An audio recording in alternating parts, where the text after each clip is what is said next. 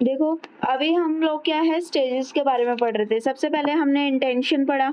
Intention में हमने क्या पढ़ा कि भाई अगर किसी एक्ट को करने के लिए अगर कोई हमें काम करना है और उस काम को करने के लिए हम एक तरफ से योजना बना रहे हैं, ठीक है।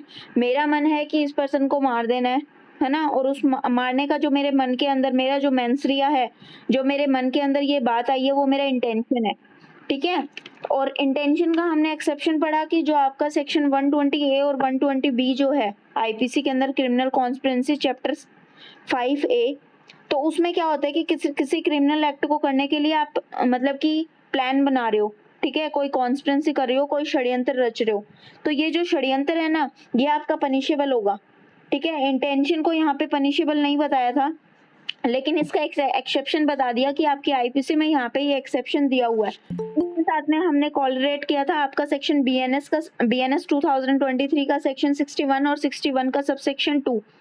61 आपको क्रिमिनल कॉन्स्पिरेसी की डेफिनेशन बता रहा है, और सेक्शन 120B जो है उसको 61 सबसेक्शन 2 में उसकी पनिशमेंट है आपकी क्रिमिनल कॉन्स्पिरेसी की। उसके बाद में आती है प्रिपरेशन। अब मैंने किसी काम को करने के लिए योजना बनाई। अभी मान लो सपोज दैट मुझे मारने का इंटेंशन है कि मुझे ना बी की हत्या कर देनी है। अभी उसको मर्डर करने के लिए मैं बाजार जाती हूँ, वहां से मैं चाकू खरीद के लेके आती हूँ, तो ये मैं कर रही हूँ प्रिपरेशन। तो प्रिपरेशन भी जो है वो अपने आप में क्राइम नहीं होता है, ठीक है, क्योंकि सिर्फ आपने प्रिपरेशन करने से ही कोई क्राइम नहीं हो जाएगा।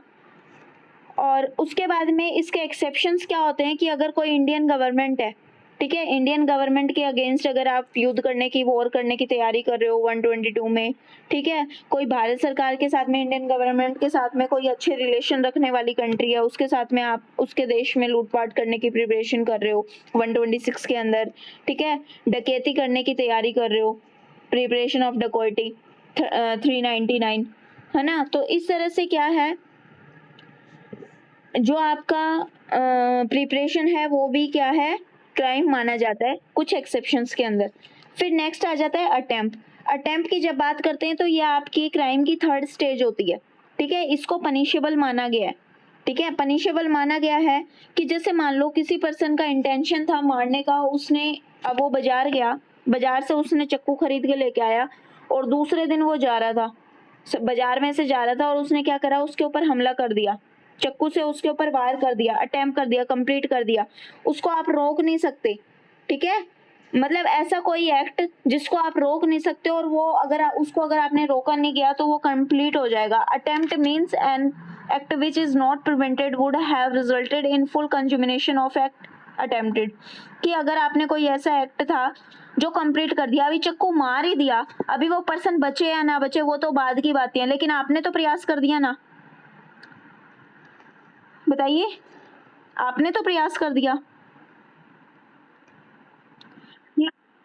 अब मान लो चोरी करने के इंटेंशन से मैं जेब में हाथ डालती हूँ, और वो जो जेब में मैंने हाथ तो डाल ही दिया, चाहे वो जेब में मुझे कुछ भी ना मिला हो, क्राइम तो मैंने कर दिया ना, ठीक है। एक एग्जांपल, अब मैं आपसे एक क्वेश्चन पूछती हूँ, आप मुझे बताओ कि ना मैंने सपोज दैट स्नेहा की जेब में पॉकेट में चोरी करने के इंटेंशन से हाथ डाला, ठीक है, मैंने देखा कि इसकी जेब में तो कुछ भी नहीं है, तो मैंने ही अपने पास से 500 रुपए उसकी जेब में रख दिए। अब बताओ कि मैंने अटेम्प्ट टू थेफ्ट किया कि नहीं किया, किया है ना। चाहे चाहे मैंने उसकी जेब में 500 रुपए रखे हों, लेकिन मेरा इंटेंशन तो चोरी करने का था कि नहीं था, ठीक है। फिर हम मेंशन कर रहे थे कि आपका जो अटेम्प्ट टू थेफ्ट है वो आईपीसी में कहीं पे भी डिफाइन नहीं किया हुआ, लेकिन आपको पता है जो चीज आईपीसी में अटेम्प्ट के बारे में या जो जहाँ पे डिफाइन नहीं किया गया है वो आपके सेक्शन 511 511 में कवर होती है, ठीक है, और वहां पे उसको आपकी हाफ पनिशमेंट मिलती है, ठीक है। तो ये जो चोरी अटेम्प्ट टू थेफ्ट है ये आपके 511 में कवर हो जाता है ना, तो इसको नोट कर लेना, ठीक है। फिर देखो Madanlal versus state of Jammu Kashmir का केस था, तो इसके अंदर भी मतलब कि एक लड़की के साथ में गलत करने के इंटेंशन से और रेप का जो अटेम्प्ट था वो माना गया था, ठीक है। उसके बाद में आईपीसी के अंदर कुछ अटेम्प्ट्स हैं जो आपके पनिशेबल माने गए हैं, जैसे कि अगर भारत सरकार के अगेंस्ट अगर आप युद्ध करने का अटेम्प्ट कर रहे हो, ठीक है, किसी अपराधी को दंड से बचाने के लिए आप अगर कुछ अटेम्प्ट कर रहे हो 213 के अंदर, ठीक है, अटेम्प्ट टू मर्डर कर रहे हो, हत्या करने का प्रयत्न 307 में, ठीक है, attempt to criminal, attempt to culpable homicide, मानव वध करने का प्रयत्न 308 में, है ना।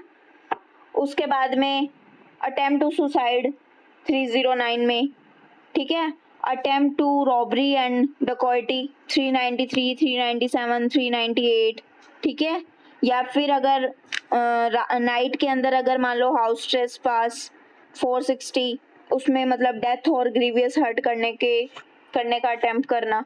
तो इसके अलावा भी क्या है कि जो अटेम्प्ट आईपीसी में कहीं पे भी नहीं है तो वो आपके सेक्शन 511 511 के अंदर क्या है, पनिशेबल माने जाएंगे।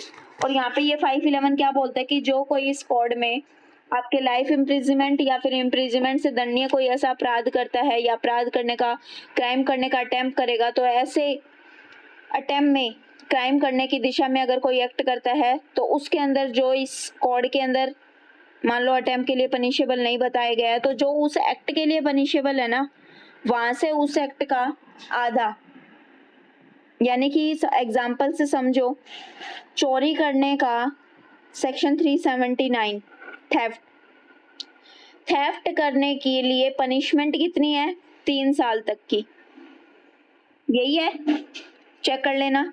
3 साल तक की सजा का प्रोविजन है, आपके 3 साल तक की सजा मिलेगी।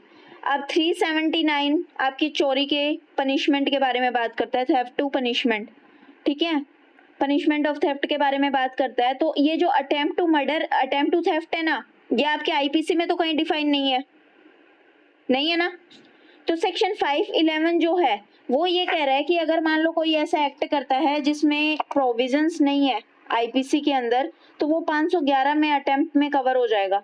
तो 511 बोलता है कि भाई जो भी उस क्राइम की पनिशमेंट होगी उसकी आधी पनिशमेंट तक हो सकेगी।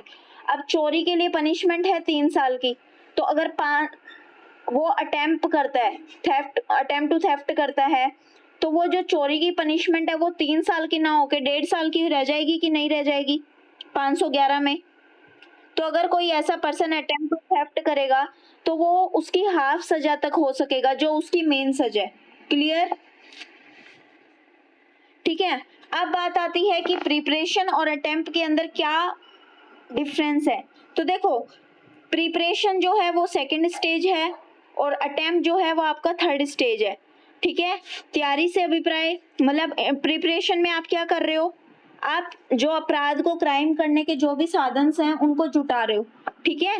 लेकिन अटेम्प्ट जो है उसमें किसी अपराध को करने की चेष्टा, आपने प्रयास कर दिया, ठीक है। प्रिपरेशन अपने आप में ऑफेंस नहीं है, लेकिन अटेम्प्ट जो है वो अपने आप में ऑफेंस है। और कुछ एक्सेप्शंस को छोड़ के प्रिपरेशन जो है वो क्राइम नहीं माना गया है, लेकिन अटेम्प्ट जो है वो आपका क्राइम जो है वो माना गया। अब देखो, ये तो थी बाबेल की बात। भाई बाबेल में 3 चीजें आपको बता दी इन्होंने। सबसे पहले फर्स्ट एलिमेंट कौन सा बताया, बताओ फटाफट से। Intention, second preparation, third attempt, ठीक है। और मेरे हिसाब से एक आ जाता है आपका कंप्लीशन, पूर्ण रूप। कमीशन मतलब,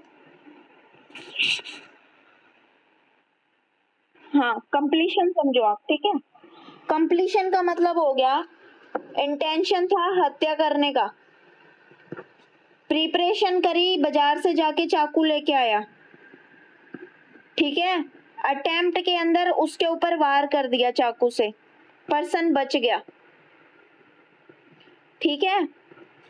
कंप्लीशन के अंदर वार ऐसा था जिसमें उसका मरना तय था, ठीक है। उसके सिर में से या माथे के ऊपर रिवॉल्वर रख के सीधी निकाल दी, बीचों बीच, बचेगा क्या।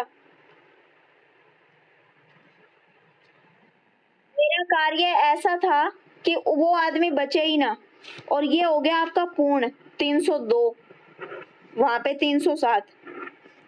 क्लियर कि नहीं क्लियर?